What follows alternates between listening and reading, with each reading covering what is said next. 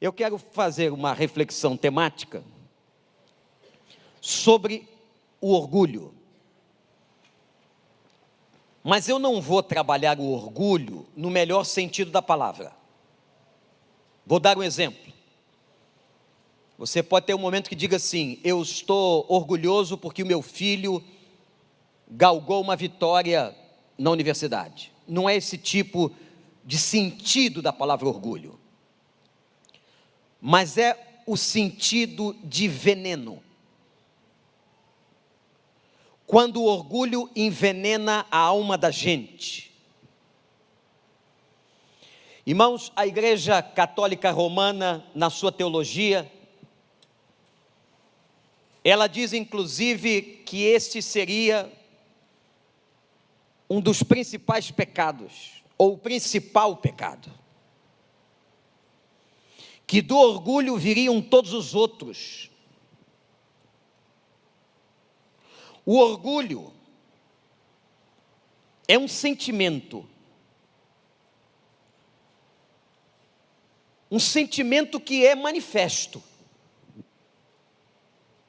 Isto é, um sentimento que pode ser visto. E como é que você vê, como é que nós vemos uma pessoa orgulhosa? O orgulho, ele se manifesta pela soberba. E às vezes você vê a soberba de alguém nos olhos, não é verdade? Você conversa com uma pessoa ou se posiciona diante dela, você percebe que ela é soberba só no olhar e na maneira de olhar. Você percebe a soberba se manifestando também pela forma altiva como a pessoa se coloca. A sua altivez. O orgulho, então, que é um pecado, um sentimento do coração envenenado, ele é visível. Não pensa você que nós não vemos o orgulho. Vemos. O orgulho, ele é danoso ao coração. E o orgulho, gente, ele se manifesta de tantas maneiras na sua altivez e arrogância, que uma das maneiras mais clássicas é quando você acha, pensa, acredita que você é melhor do que alguém. Mas olha que coisa interessante, se eu perguntar aqui, nesse auditório, ou qualquer outro, não se sintam privilegiados, se temos aqui alguma pessoa orgulhosa, ninguém levanta a mão. Esse é um pecado que eu não sei nem porque está na Bíblia. Ninguém tem. Se vocês observarem, há pecados que ninguém tem. Querem ver um outro? Inveja. Se eu perguntar, alguém aqui é invejoso? Não, eu não. Eu posso até admirar, mas eu não sou invejoso. O orgulho é um pecado do fundo da alma. E, gente, se nós queremos uma vida, como temos falado, pregado, avivada, renovada, abençoada, nós temos que tratar essa matéria. Ninguém pode experimentar uma vida saudável debaixo de orgulho. O orgulho destrói você, o orgulho pode destruir sua vida profissional, o orgulho destrói seus relacionamentos, o orgulho pode destruir um casamento, uma família, o orgulho arrebenta com a gente.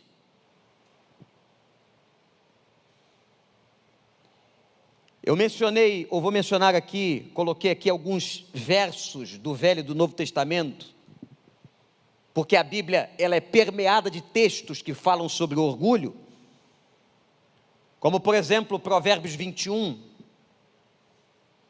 que diz que o orgulho se vê no olhar. Já mencionei isso. Isto é, o orgulho ele sai. O judeu olhava os olhos como a janela da alma. Então, quando o Provérbios está dizendo que o orgulho se vê nos olhos, isto é, eu posso através dos olhos, perceber o orgulho no fundo da alma de uma pessoa. O salmista, Salmo 40, vai dizer: não andem atrás de pessoas orgulhosas, não as siga. A Bíblia tem alguns detalhes muito interessantes sobre companhia, com quem devemos nos associar, quem são as nossas companhias, com quem nós devemos andar. E o Salmo 40 diz que nunca devemos seguir pessoas orgulhosas, arrogantes. Falei de um texto de Provérbios, um de Salmos, vou pular lá para o Novo Testamento, lembrando Tiago, capítulo 4, verso 6. E esse é muito sério quando o Tiago diz assim: Deus se opõe ao orgulhoso. Isto é, Deus cria uma resistência contra a gente orgulhosa. Como se uma dificuldade, porque como é que Deus vai tratar uma pessoa, se o fundamental para que Deus trate o coração de alguém é que essa pessoa tenha quebrantamento? Como é que Deus vai tratar se não há quebrantamento e só há orgulho? Portanto, eu creio que esse culto, esse momento, essa pregação, essa reflexão sobre esse tema, tem que nos levar a um mergulho profundo, a uma autoanálise, a termos e pedirmos ao Espírito Santo autoconsciência, para que nós enxerguemos no fundo da nossa alma o nosso orgulho. E a Bíblia diz ainda que a soberba, que é a manifestação do orgulho, precede a queda. Repete comigo assim: a soberba precede a queda. Todo mundo, gente, a soberba precede a queda. Tem alguns versículos que deviam estar bem diante de nós, todo dia. E eu vou começar falando sobre a queda de Lúcifer. Existem duas passagens na Bíblia que descrevem a queda desse anjo de luz, porque o nome Lúcifer significa anjo de luz. Essas duas passagens que me refiro são os textos de Isaías 14, Ezequiel 28. Depois você vai ler em casa. Vão ser projetados aqui atrás. Esses textos são chamados profecias de dupla referência. O que é uma profecia de dupla referência? Ao mesmo tempo, o texto aponta para uma realidade terrena e uma realidade espiritual. Isaías 14 fala do rei da Babilônia. Ezequiel 28 fala sobre o príncipe de Tiro, da região de Tiro. Mas quando você lê Ezequiel 14, ou melhor, Isaías 14, Ezequiel 28, você percebe que ali há uma nítida revelação sobre a queda de Satanás.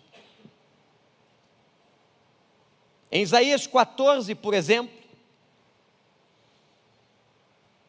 Lúcifer disse assim: eu subirei aos céus, erguerei meu trono acima das estrelas.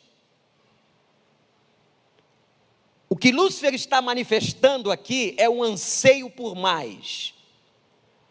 O orgulho na vida de uma pessoa se caracteriza por uma pessoa que sempre anseia mais, como uma ambição perversa. Eu subirei, me assentarei no monte da Assembleia. Vejam onde vai o coração de um orgulhoso. No ponto mais elevado do Monte Santo. E aí, em Isaías 14, Lúcifer diz uma coisa seríssima: eu serei como o Altíssimo. Na verdade, irmãos, o orgulho é uma tentativa de prepotência, uma manifestação da prepotência humana. o querer ser igual a Deus, o querer assentar no trono de Deus, o querer falar como Deus, o querer responder como Deus. E há no nosso meio muitas manifestações de arrogância espiritual e prepotência espiritual. De pessoas com o coração cheio de orgulho, como estava Lúcifer. E aqui temos um problema teológico dos mais complexos, porque a teologia não consegue responder como foi que nas regiões celestiais um anjo de luz, querubim, responsável pela área de adoração, como é que nasce no coração desse anjo o mal? Como é que nas regiões celestiais o mal adentra e chega ao coração de um anjo criado por Deus? Esse é um mistério que nenhum de nós vai conseguir responder. E Deuteronômio 31 nos consola, quando diz que há mistérios na Bíblia que não nos serão revelados agora. Mas como Paulo disse aos Coríntios, um dia veremos face a face. Por enquanto estamos vendo em espelho, como em enigma, mas um dia tudo nos será revelado. Louvado seja o nome do Senhor.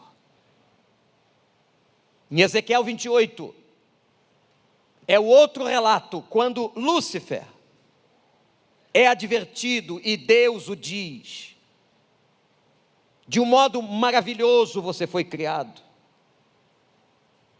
E cita várias pedras preciosas que adornavam aquele anjo. Mas a Bíblia diz: até o dia em que se achou o mal em você e seu coração tornou-se orgulhoso. Até o dia que seu coração se tornou mau e se achou orgulho dentro de você. Irmãos, então, o pecado que derruba, o pecado que arrasa, o pecado que destrói Lúcifer é o orgulho.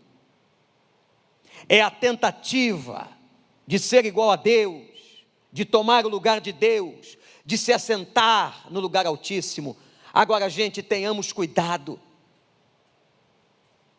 porque se queremos uma vida santificada, abençoada, renovada em Cristo, nós temos que pedir ao Senhor que vá quebrando dentro de nós o orgulho dia após dia. Amém, igreja?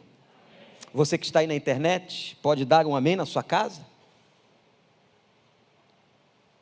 Foi o orgulho que derrubou Lúcifer, porque a soberba precede a queda, e a soberba precede a queda de todos nós, e a soberba precede a queda de líderes, e a soberba precede a queda de crentes, e a soberba precede a queda de um homem, e a soberba precede a queda de uma mulher.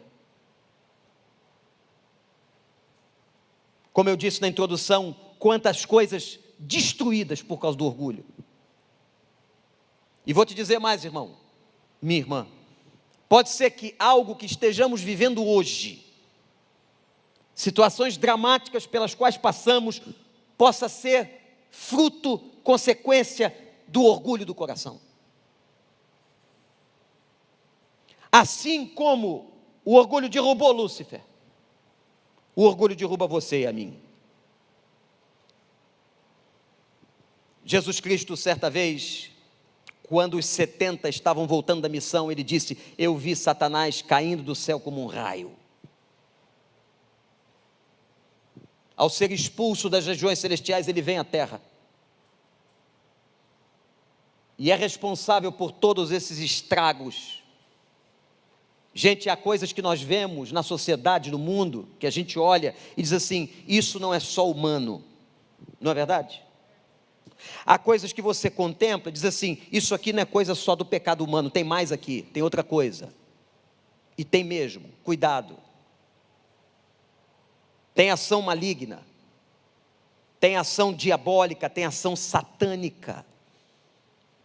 Eu tenho encontrado muita gente que nesses tempos difíceis são cada vez mais céticos e mais distantes da realidade espiritual, não seja incrédulo, não seja cético. A Bíblia diz o seguinte: o diabo, nosso adversário, anda bramando como um leão, buscando quem ele possa tragar.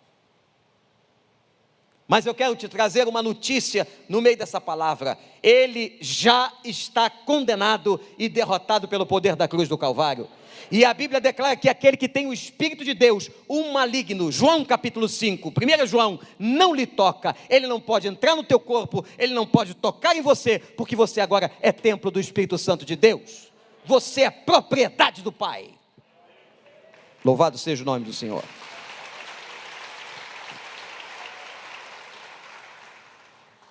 Jesus disse: quem se exaltar será humilhado. Mas disse a antítese, qual é? De que quem se humilhar será exaltado.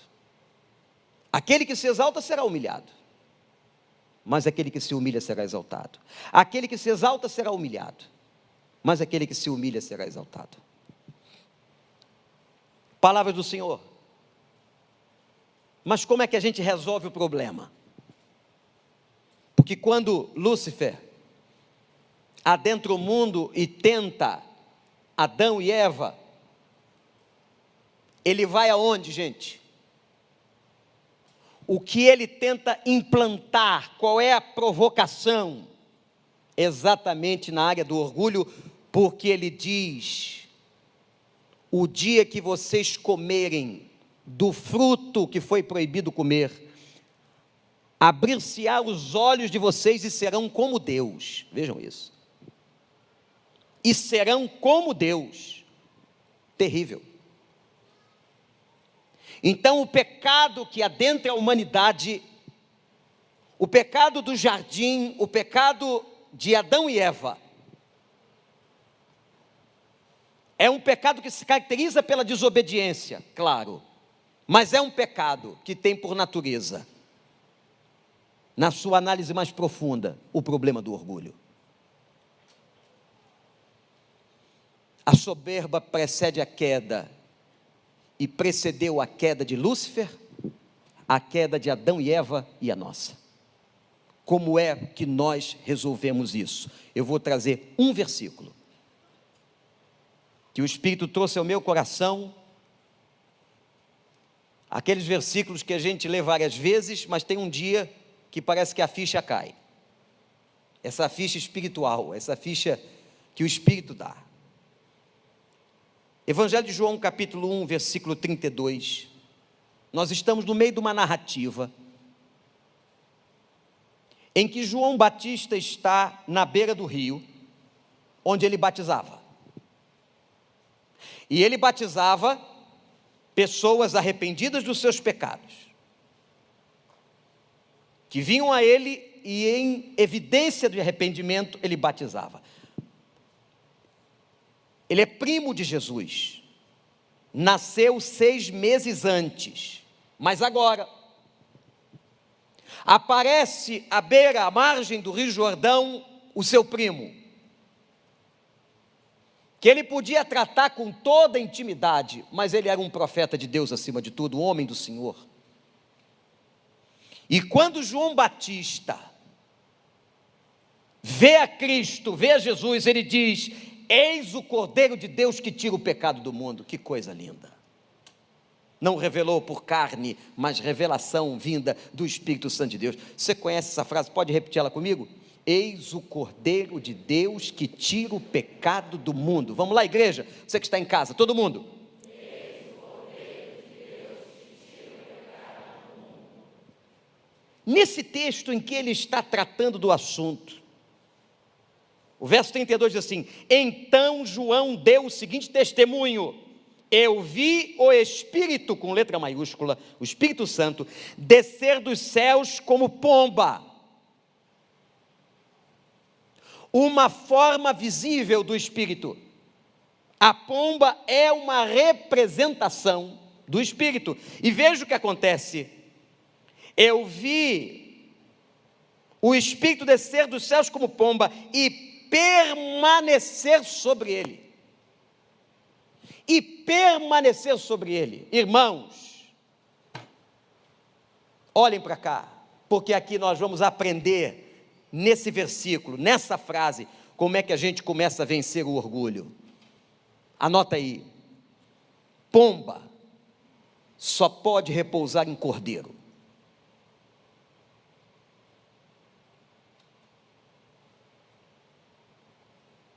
A pomba não pousa sobre a imagem de um leão. A pomba pousa na cabeça de Jesus, definido por João Batista que ele era o Cordeiro de Deus que tira o pecado do mundo. A Bíblia nos chama o tempo todo de ovelhas. O que é uma ovelha? Ovelha é a fêmea. Carneiro é o macho. Cordeiro é o filhote.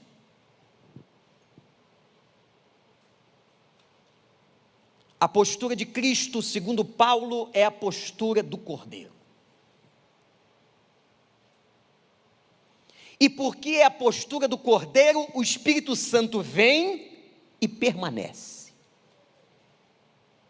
Isso é fantástico porque no Velho Testamento o Espírito vinha e ia. Por isso que Davi, no seu momento de pecado, ele diz assim: Senhor, não retires de mim o teu Espírito. Porque o ministério do Espírito Santo ainda não havia sido instalado. Foi instalado em Atos capítulo 2. Ora, meus irmãos, agora João tem uma visão de que o Espírito veio e ficou. Veio e permaneceu. Veio e teve liberdade. E se há uma coisa que o ministério de Jesus é marcado, é pela doce e maravilhosa presença do Espírito Santo de Deus. E aqui ele está nos ensinando.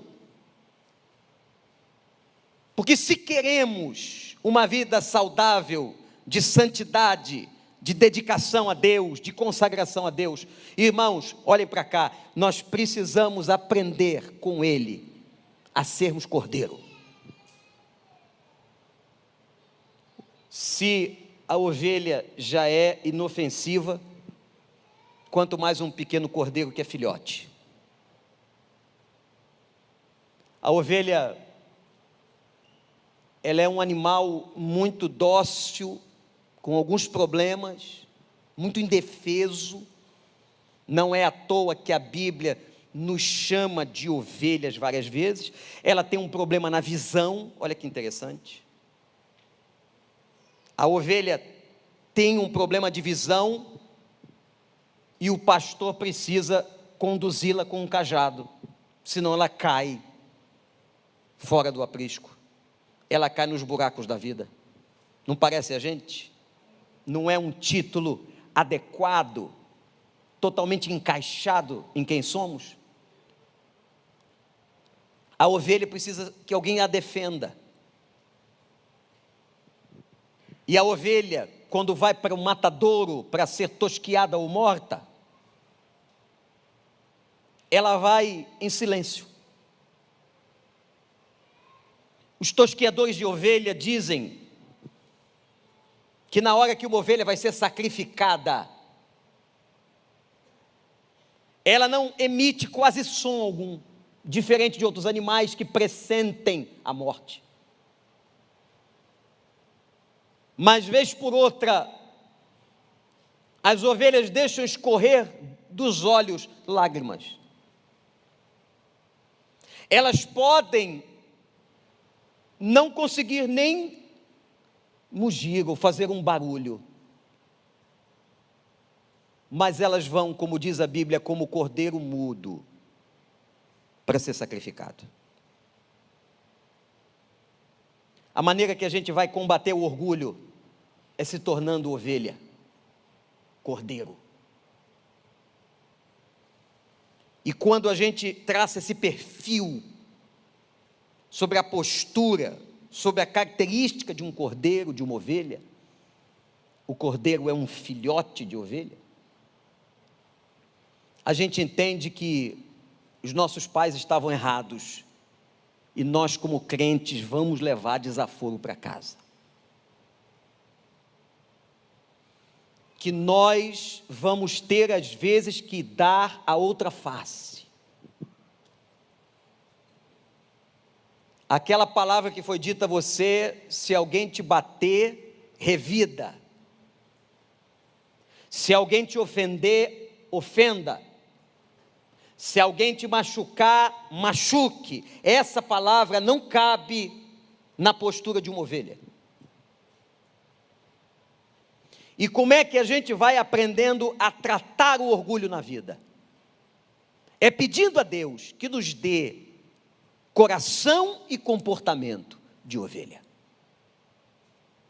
O crente em Cristo, cheio do Espírito, engole muita coisa que não queria engolir. Eu não estou apresentando a você um cristianismo pacífico, não é nada disso. Mas a nossa guerra, a nossa revolução, a nossa luta, ela se dá de outra maneira. A nossa briga não é na força dos músculos. A nossa luta é no campo do Espírito. Irmãos, quando o Espírito Santo viu aquele cordeiro, que era Jesus, totalmente entregue, obediente, porque ele vai ao Rio Jordão para se submeter ao batismo, ao ponto de João Batista dizer: eu não posso te batizar, porque não sou digno de desamarrar as sandálias dos teus pés. Ele diz: para que se cumpra toda a Escritura e toda a lei, eu vim aqui para ser batizado. E mesmo sem pecado, porque Cristo não comete pecado, ele se faz pecado por nós, na cruz, sem ter cometido pecado, cumpriu todas as coisas, ato exclusivo de obediência. Por isso que João tem a visão do verso 32, que o Espírito Santo desceu e permaneceu. Isto é, o Espírito Santo desceu e pôde agir, tomou conta, preparou, usou a vida do Senhor, porque ele era cordeiro. Nós estamos aqui, gente, para imitar a Ele, para amar a Ele, para seguir a Ele, amém? Então que nós aprendamos que para combater o orgulho tão forte do coração, a nossa arrogância, a nossa prepotência, a nossa altivez, as competências que nós achamos que temos, nós temos que entregar a vida e pedir a Deus que nos ensine a sermos cordeiro. Postura de cordeiro. Postura às vezes de gente indefesa, que depende completamente de Deus. Olha para mim, meu irmão, minha irmã. O vaso tem que estar vazio, vazio do orgulho, para que possa ser cheio da graça. Porque Deus rejeita o soberbo e concede graça ao humilde. É fácil pregar, não é? Não é fácil pregar e não é fácil viver. Nós estamos falando de nós, eu estou falando de mim, estou falando de você, estou falando do ser humano. Porque daqui a pouco a gente pode chegar ali e alguém nos provoca uma atitude de orgulho. Alguém nos provoca uma atitude de arrogância. Ou nós nos comportamos com uma palavra, com um gesto, com outro, no sentido de superioridade, achamos que somos melhores. E é esse orgulho que tem destruído muita gente, muitos profissionais, muita gente que podia ir longe na vida, mas o orgulho abarrou, o orgulho provocou a queda, o orgulho a destruiu, o orgulho é veneno. E a maneira bíblica que nós achamos de combater isso é nós nos tornarmos completamente cordeiros. Aprendam de mim, disse Jesus, que sou manso e humilde de coração. Aprendam de mim que sou manso e humilde de coração. Gente, que lição difícil. Porque nós temos os nossos achismos. E aquele que estudou nas universidades da vida se acha ainda mais capaz.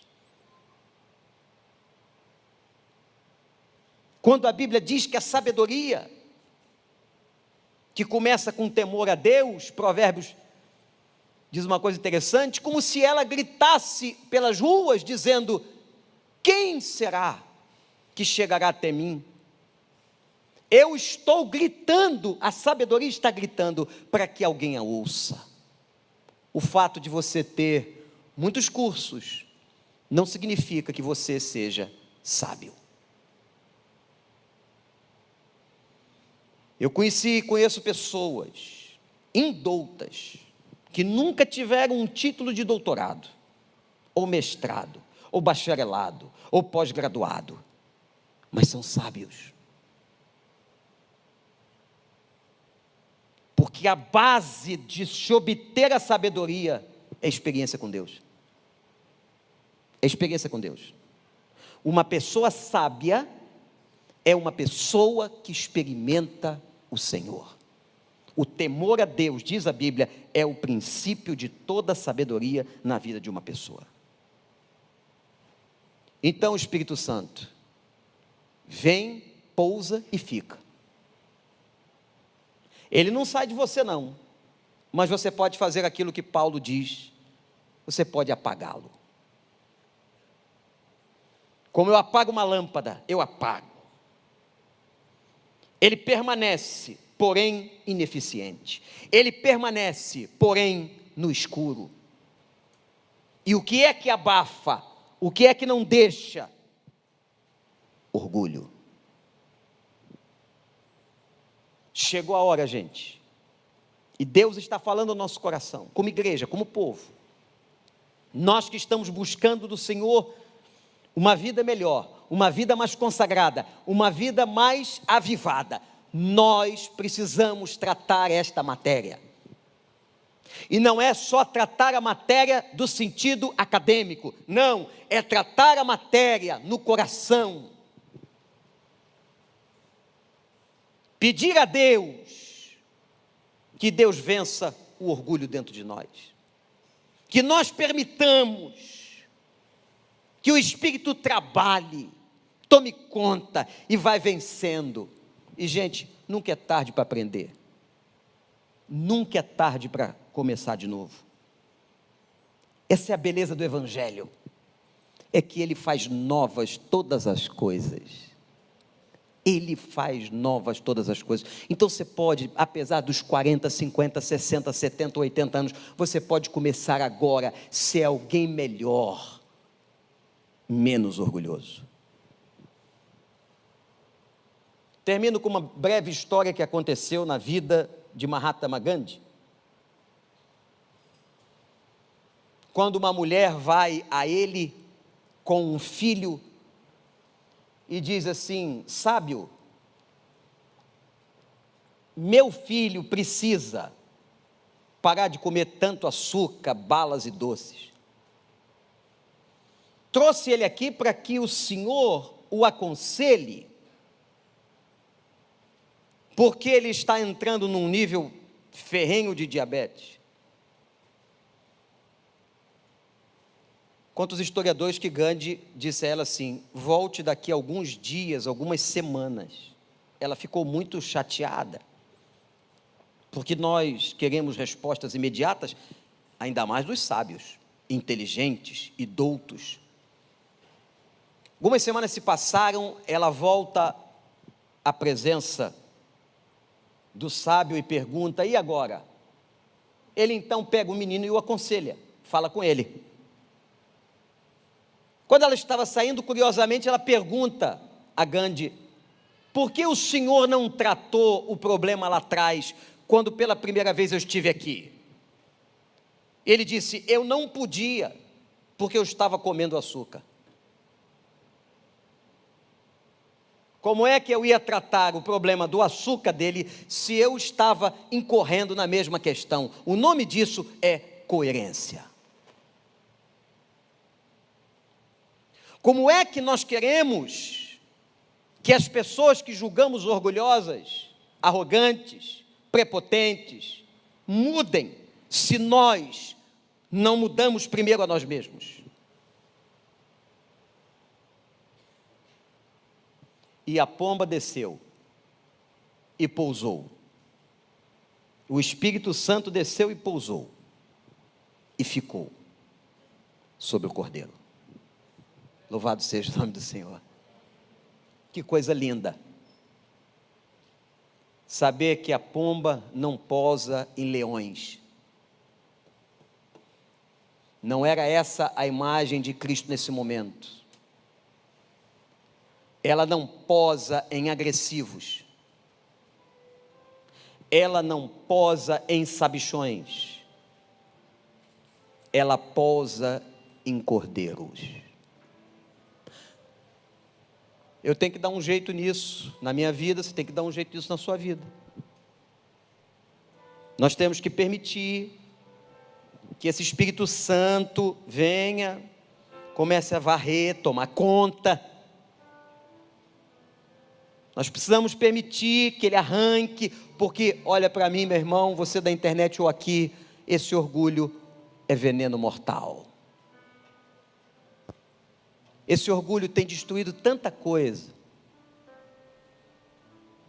Se você prestar atenção, você vai ver como que o orgulho destrói. Como que o orgulho faz cair, como fez a Lúcifer. Faz a mim e a você. Ora ao Senhor agora, você sozinho.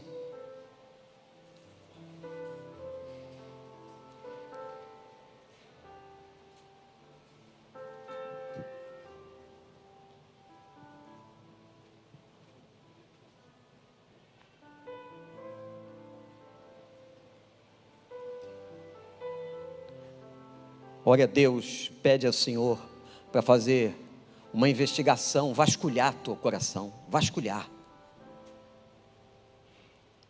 Esse é um momento de uma análise pessoal sincera. Aonde que está a arrogância? Com que você tem sido tão orgulhoso, deixando de receber a bênção da graça, porque Deus dá graça ao coração humilde. Deus dá graça ao coração humilde. Pede a Ele, clama a Ele: Pai, eu quero. Não me deixa achar-me superior a ninguém, Senhor. Me ajuda, Senhor.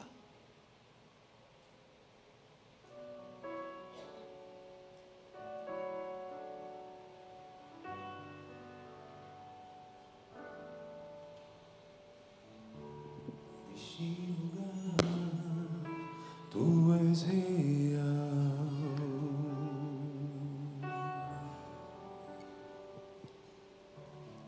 Vou me entregar Totalmente. totalmente.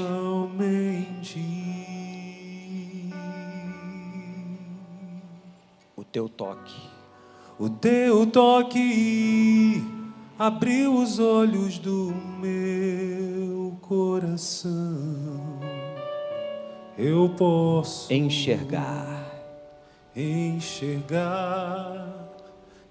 entender. Você pode cantar isso em pé e dizer assim: se eu me humilhar diante do teu altar e sacrificar aquilo que me custar, tu inclinarás os teus ouvidos ao meu clamor.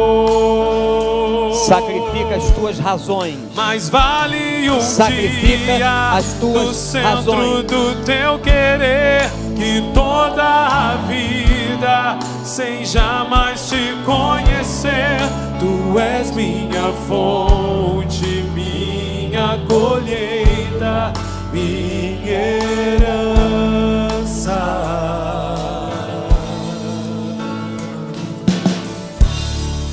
Este lugar, tu és real. Graças a Deus, graças a Vou Deus. me entregar a ti, Ó, Jesus. Vou me entregar totalmente. totalmente. O teu toque,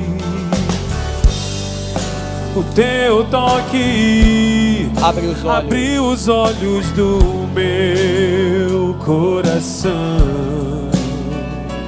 Eu posso enxergar e entender. Se eu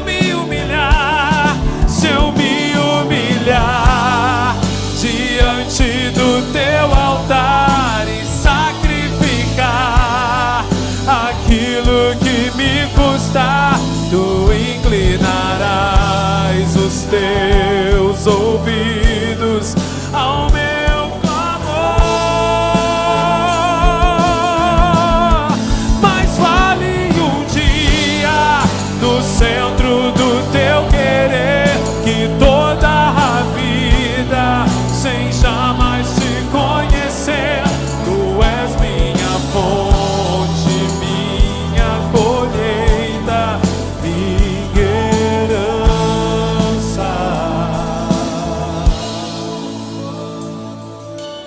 Minha fonte é teu amor. A minha fonte é o teu amor, minha colheita é o teu amor. Minha herança, Senhor. Minha herança é o teu Amor. amor.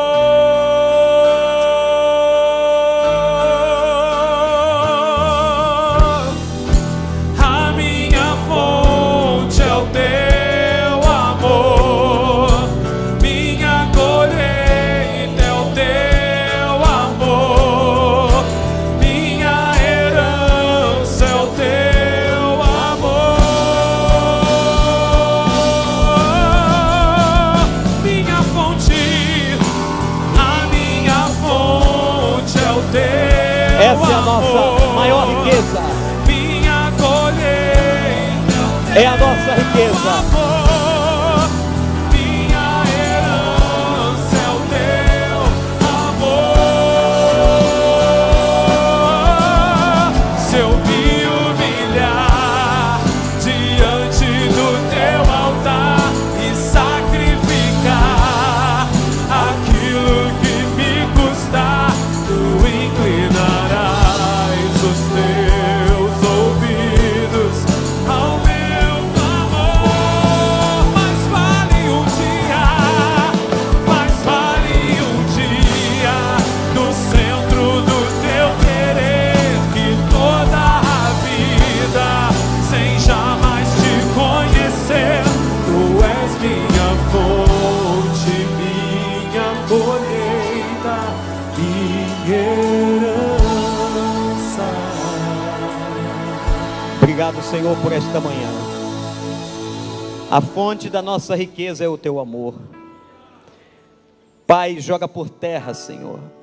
Ajuda-nos a nos despirmos de orgulho, que tanto tem atrapalhado a vida de todos nós, tem destruído situações tão importantes, tem arrebentado portas que não deviam ter sido arrebentadas. Pai, que nós aprendamos a ser cordeiros. O cordeiro, Senhor, manso e humilde, que compreende a tua soberania e a tua vontade. Espírito Santo de Deus, limpa o nosso coração, toma conta dos compartimentos da vida, e que hoje, nesta manhã, cada um de nós aqui, ou através de uma tela de computador, tenha deixado o Senhor pousar, permanecer, agir. Perdoa o nosso orgulho, Arranca, Senhor, a nossa soberba, nós te autorizamos. Esteja conosco. Colocamos no teu altar a nossa vida mais uma vez, em nome do Senhor Jesus. Amém. Hoje à noite nós vamos falar sobre um dos homens mais orgulhosos da história da Bíblia. Venha cultuar ao Senhor, que hoje é dia da ressurreição. E não deixa, antes de ir embora, passar na tenda, faz sua inscrição para o Summit, porque vai ser muito importante para a sua vida. Vamos terminar adorando. A minha fonte é o teu amor, minha colheita é o teu amor, minha herança é o teu amor.